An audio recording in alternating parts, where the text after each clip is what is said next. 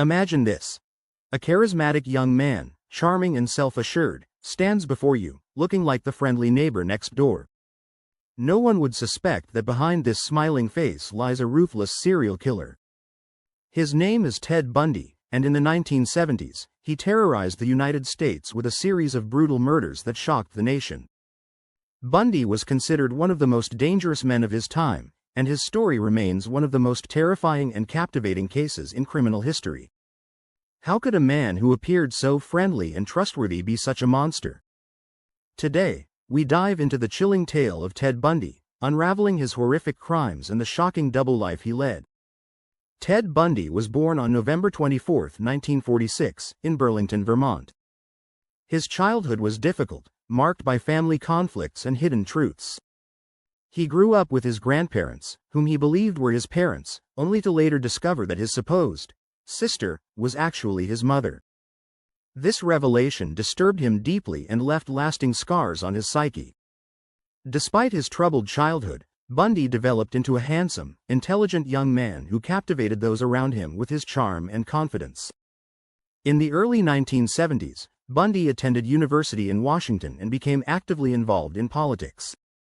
Ambitious and driven, he sought a career in public service. No one in his life suspected that Bundy would soon become one of America's most feared serial killers.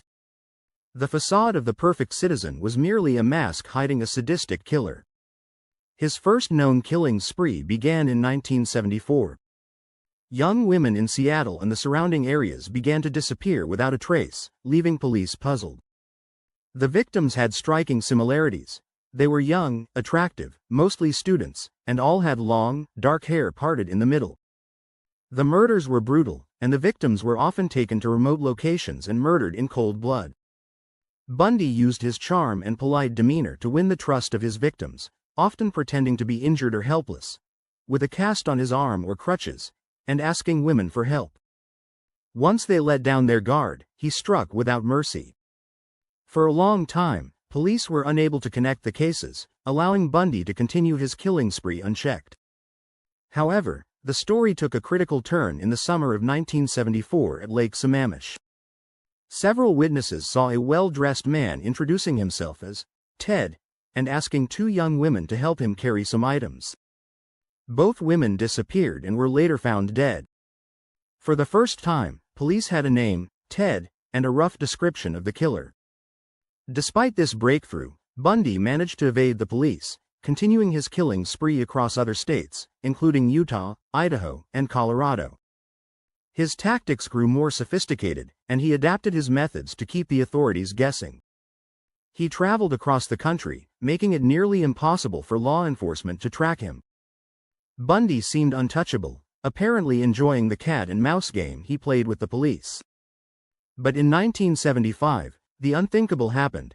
Bundy was pulled over during a traffic stop in Utah and arrested when police found burglary tools in his car.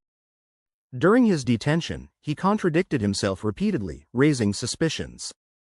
Soon, he was linked to several missing persons cases, and investigators began to scrutinize his role in the murders. But Bundy managed to deceive the authorities yet again. In 1977, while in custody in Colorado, he escaped by jumping out of a second-story window in the courthouse. He remained on the run for weeks before being recaptured, but that didn't stop him for long. A few months later, he escaped once more, this time through a hole in the ceiling of his cell. He fled to Florida, where he resumed his killing spree.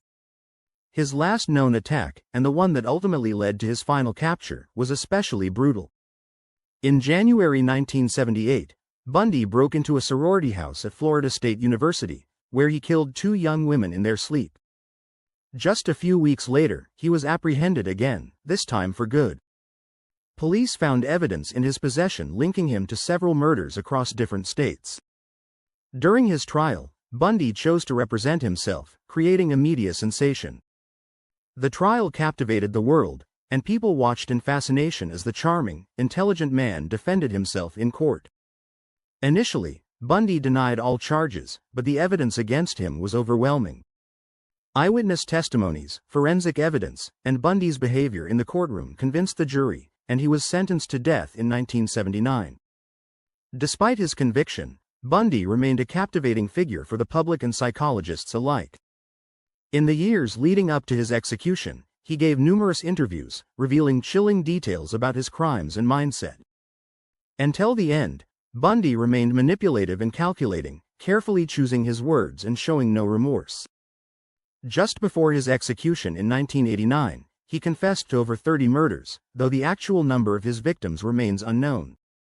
Many experts believe that the true count could be far higher.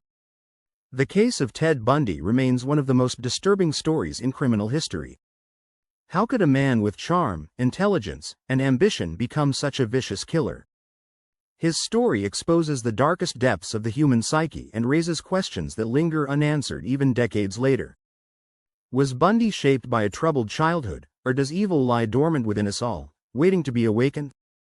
For the victims and their families, Bundy will forever be the face of absolute horror.